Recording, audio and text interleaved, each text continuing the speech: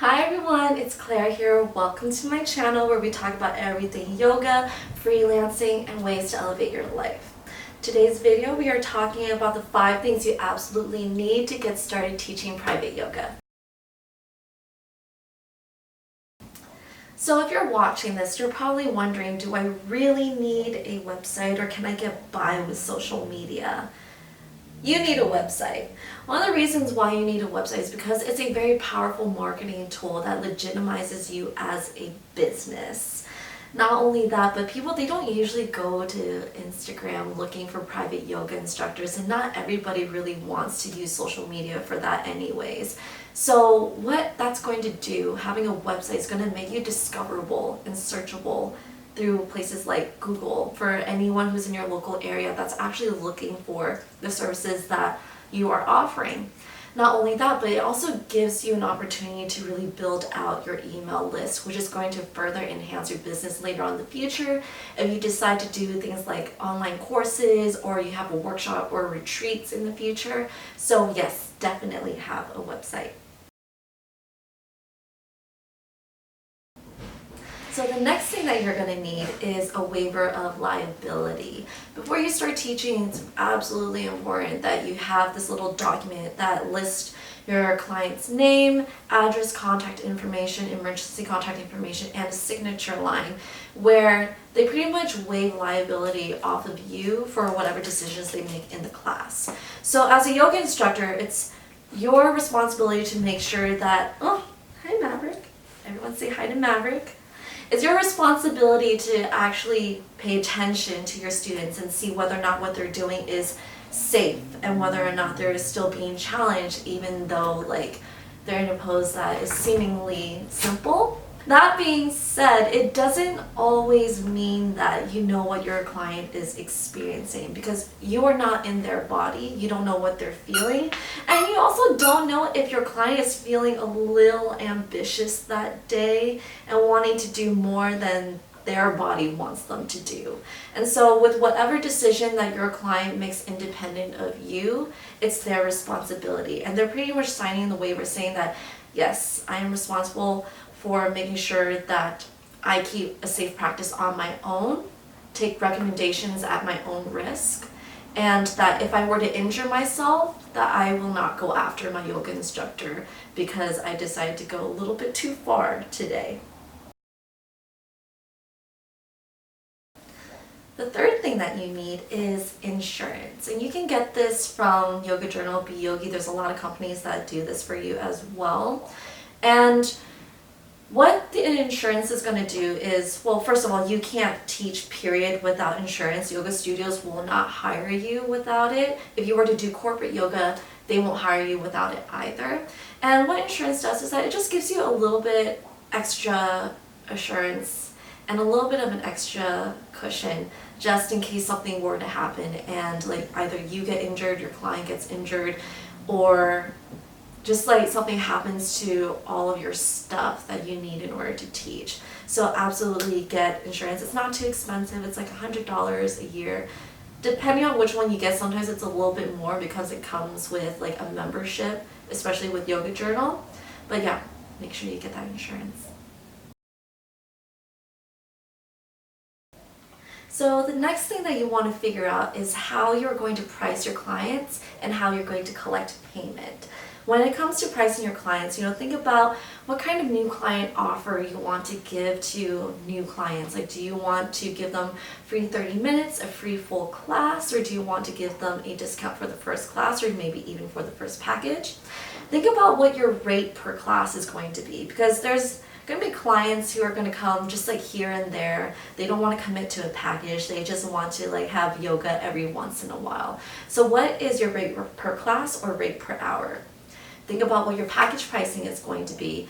I used to do 4, 8, and 12 class package, but now I'm limited to 4 and 8, mostly because it's just a lot easier to keep track of for me.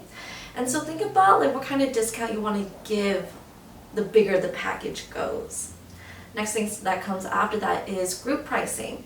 Chances are you're not just going to be teaching one person. There are going to be companies that might want to bring in a yoga instructor into their office to teach once a week or once a month. You might have an event coming up for a bachelorette party, or just like an event for kids. Or maybe you have like a group of friends or family members who just wants to do yoga together on a more regular basis. So think about whether or not you want to charge the same for those clients as you would for one person, or if you want to increase or decrease the price. The next part would be to think about travel fees. So especially if you plan on going to teach in people's homes, then you're going to want to think about like how far you are willing to travel and how much you might want to charge clients extra if they want you to travel, like, let's say over 20 miles. And this is really important because, time is money and time is precious and time is energy.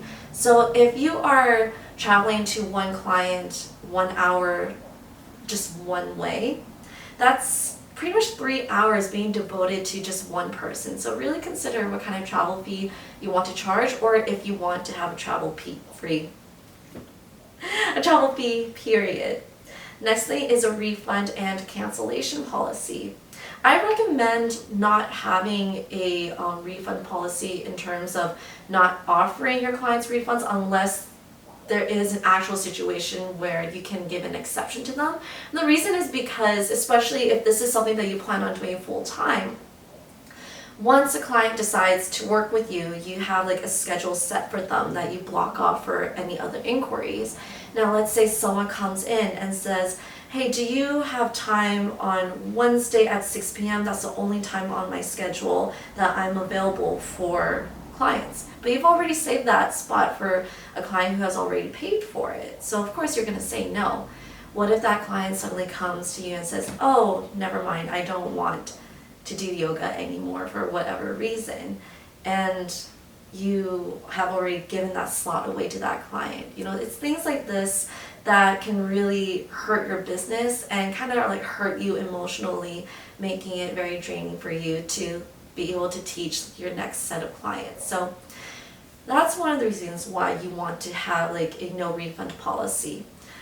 I also like the no refund policy too because it forces your clients to really take their practice seriously. That is more important to me than the money itself. Just letting your clients be in that mental state where this is where I practice, this is the time and the energy that I'm giving to devote to myself.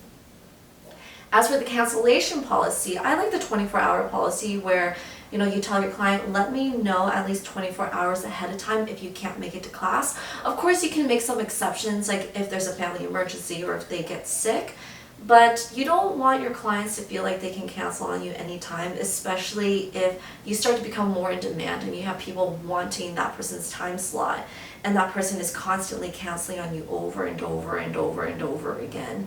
You don't get paid. You end up wasting your time, and that client also, like, they don't really take their practice as seriously, and they also don't take you as seriously as a business owner as well. So when it comes to pricing, it's like a very big and broad topic that I can talk about in other videos, but that is pretty much the gist of it. Just think about these things and come prepared for when you start taking on inquiries. So the last thing that you are going to need is a plan. I didn't have this when I first started teaching. Most of us didn't have this when we started teaching, but I would really recommend to at least have a plan on how you're going to get clients. There are so many different ways that you can do it. Your website is one of the ways that you can do it. Using social media, especially Facebook, is another way to do it because Facebook is more locally targeted. You can also, run events on the weekends. Like run yoga workshops where you can get people's emails and promote your private yoga business. You can go through friends and see who they know that actually needs it. And you can do more grassroots option, as in like doing outreach with your local communities and just like getting connected with people who actually need some healing in their life, whether it's physically, emotionally, or both. Another thing that you can do too is that you can go on other websites to also promote your businesses as well, such as Thumbtack. That's what I personally use and what I've enjoyed. They have great customer service, especially when you're dealing with Those people who leave you like very vengeful reviews that are not very true to what's actually happening, sometimes they're really good at handling situations like those. So I would really think about a plan on how you're going to get clients. I would also think about where you would want to be like 5-10 years down the road. Because if I'm going to be perfectly honest, teaching private classes and group classes full-time is not the most sustainable way to make a living, because physically you start to get tired, energetically you get tired too, and especially if you're traveling from place to place, it gets crazy. So what I would recommend is think about, like, in your wildest dreams, where you want to take this, where you would love to be, and keep that as your vision, your goal for that future. And think about little ways and little things that you can do that will help lead you there. And it will get you there. The last thing that I would really keep in mind is slow seasons. There are seasons throughout the year where people just don't practice yoga. Not necessarily because they don't really feel like it, but mostly because they're either busy or they're all going on vacation. I actually had like a good several months this year alone where literally all of my clients went on vacation at the same time.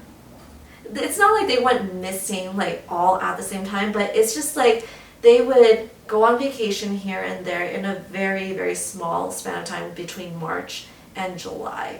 And so I would think about ways that you can kind of supplement your income during that time while everyone is just kind of away. And slow seasons, they usually go from March to July. And from, I think, beginning of November until New Year's. That's usually where the slow season is. So I would think about other ways you can supplement your income until then. You can do retreats. Maverick sees another dog. He wants to go play. Maverick, come here. Sorry about that. Maverick saw another dog outside and he wanted to play. He still wants to play. Alright, so what was I talking about? Slow season. So think about ways that you can, fill in that gap while everyone is away. You can go on vacation yourself if you want to, if you feel like traveling, and teach international yoga during those times. You can teach additional workshops to, pretty much fill in that gap.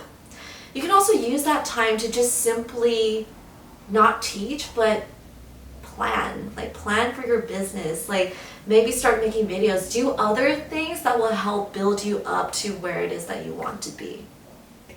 So these are all the things that I think that you need in order to start before you start teaching private yoga. All the links to the things that I use are down below, including links to like the kind of website that I use, where I get my waivers from, etc., etc., etc. If there's anything that you want me to dive deeper into, because I know that this was just like a very general list of things that I feel like you need in order to get started. If you want me to dive a little bit deeper, just leave a comment down below. Let me know if you have any questions. And yeah, like, subscribe, ring that bell, and I'll talk to you soon. Bye. Or do you think that, oh, why is it wet here? What was that? Okay. I don't know what to do with my hands. Okay. I am calm.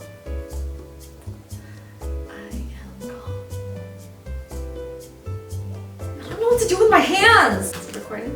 Yes. How do I explain that? Feel free to just go bleh and then keep talking and. I don't want to. I do that so much in real life.